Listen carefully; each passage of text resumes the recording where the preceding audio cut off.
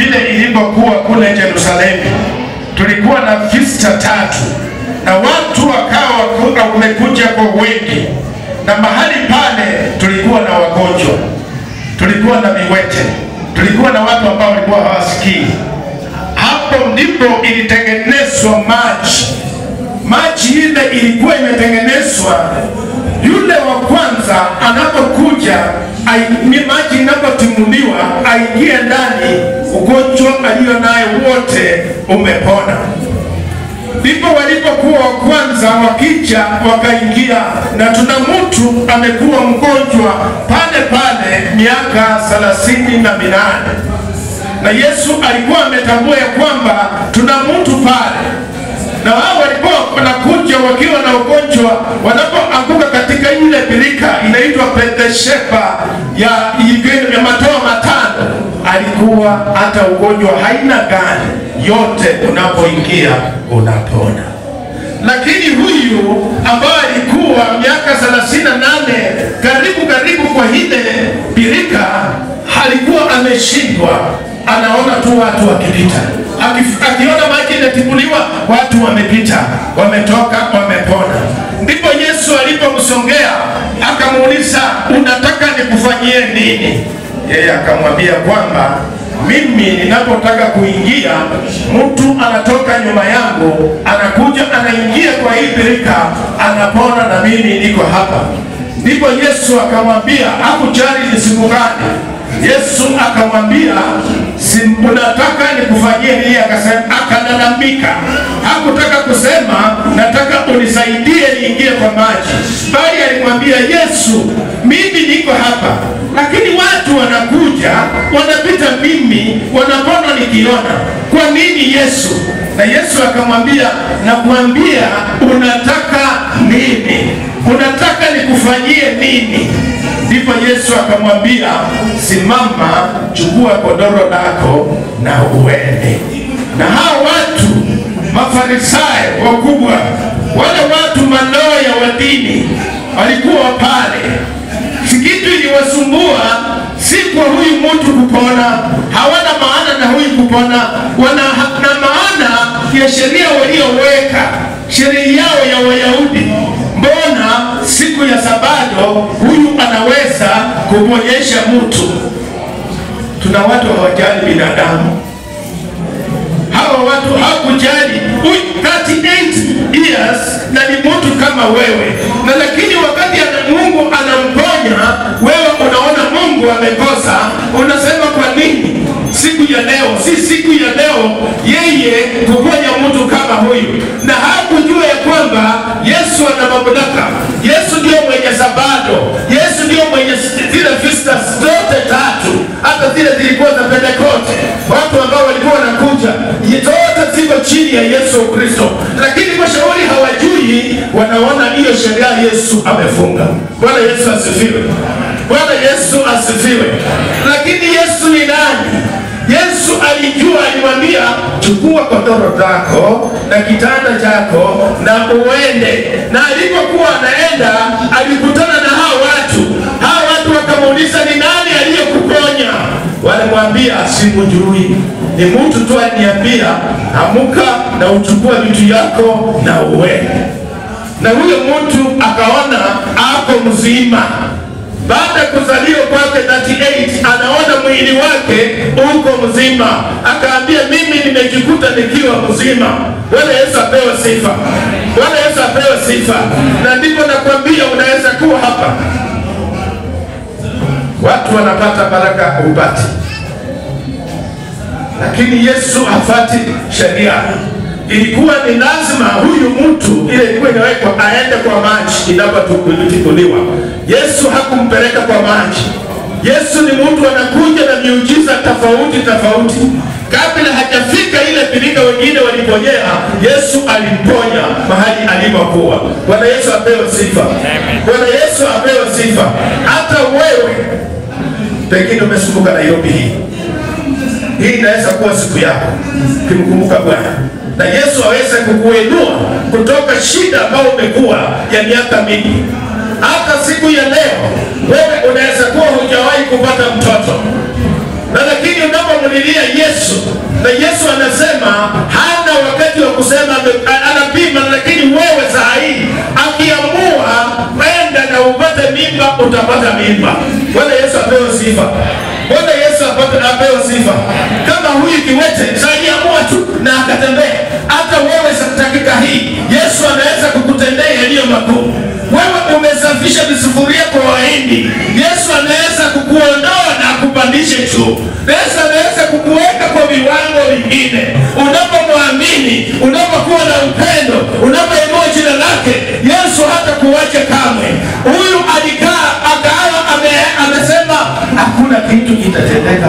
38 years nitaponaje? Hii miaka imepita, na lakini Yesu alionyesha miujiza yake. Bwana Yesu apewe sifa. Bwana Yesu apewe sifa. Hata wewe pengine umekuja Kabiro miaka 10, miaka 20 hujaona mabadiliko, lakini unapoamini huyu Yesu ambao tumesoma kitabu chake, ambao ana uwezo, ambao ana nguvu, Yesu atakutendea makubwa. Bwana Yesu apewe sifa. Bwana Yesu apewe sifa. Asante. Angalia Zaburi 107 mstari wa 20.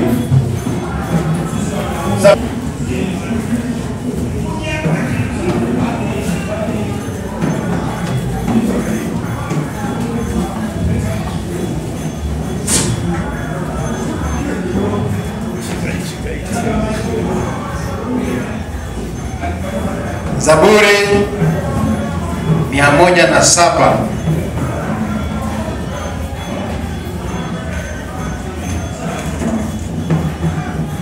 mstari wa 20.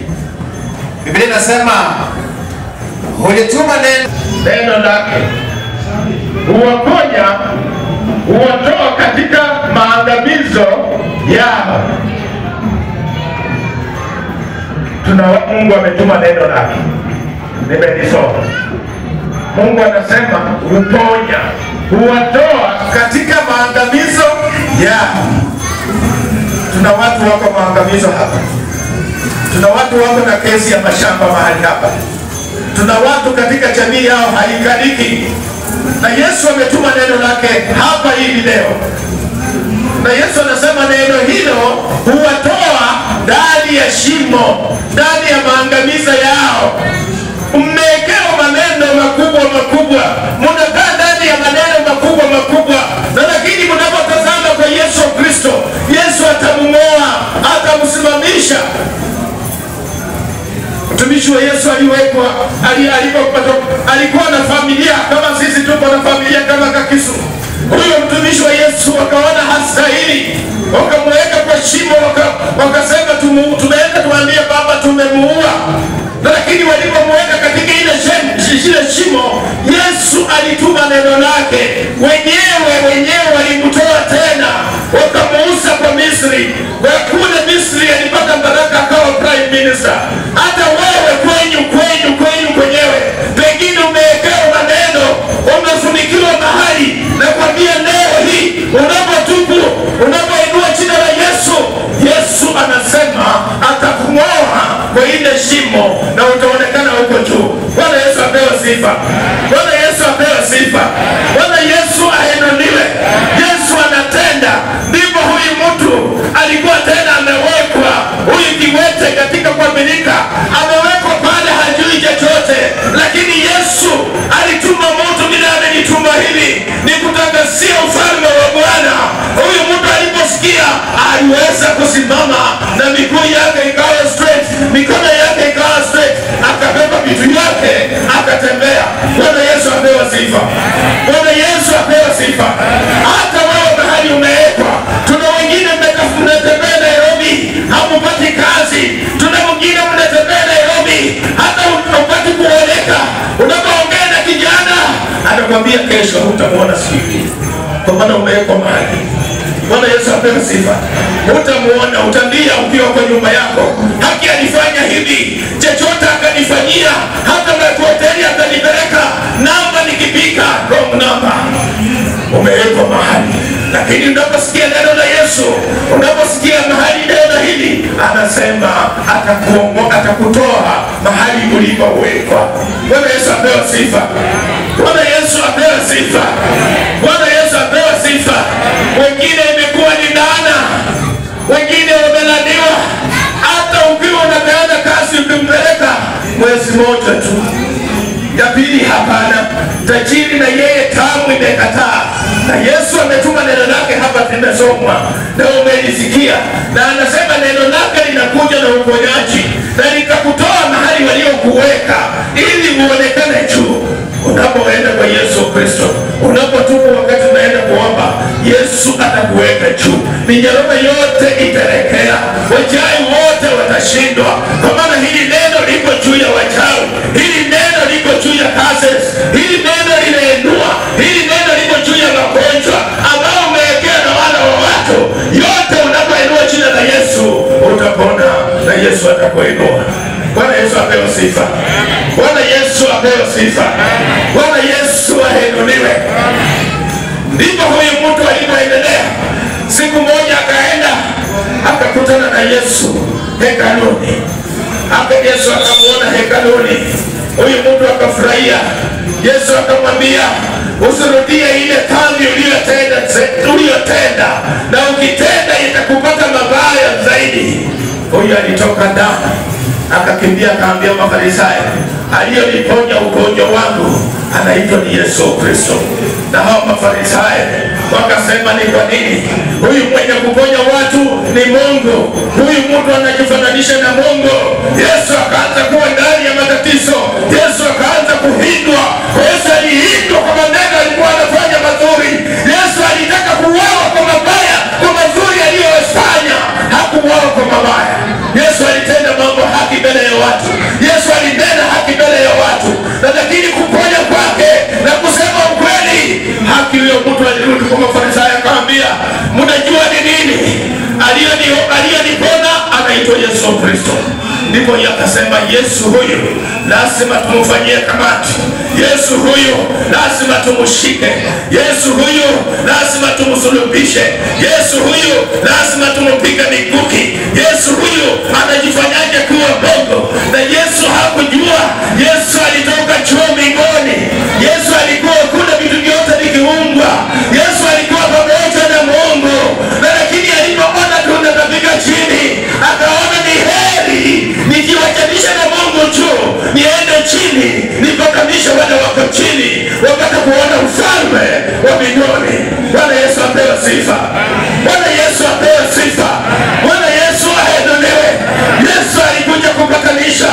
Yesu alileta amani. Yesu alileta uponyaji. Na Yesu akaenda kaburini. Injili kasoma hapa, ilikuwa Yohana 20.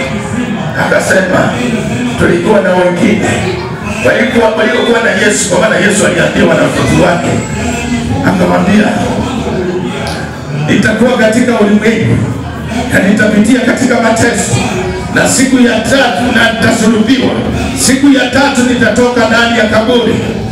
Anaambia Thomas, anaambia Petro, anaambia wanafunzi wake walioona Yesu hakika akifufua wafu. Anawaambia wale waliona Lazaro wakifufuliwa na Yesu Kristo.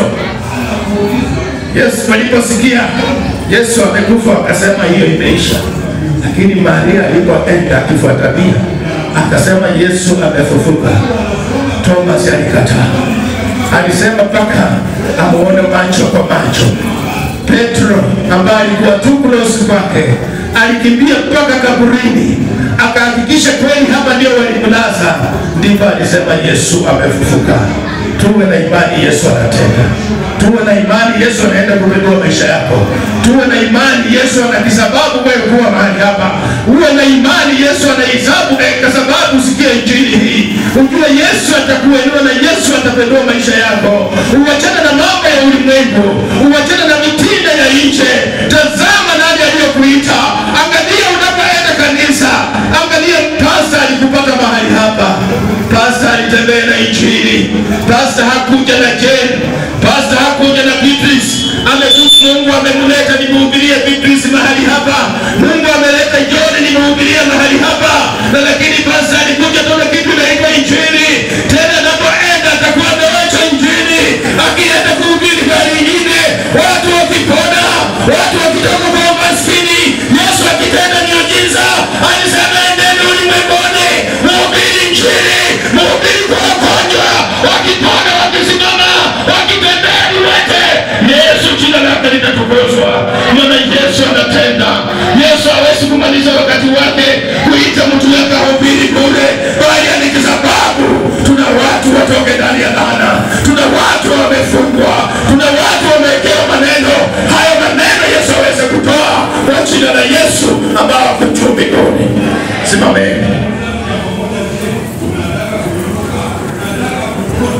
kumwambia Mungu kitu.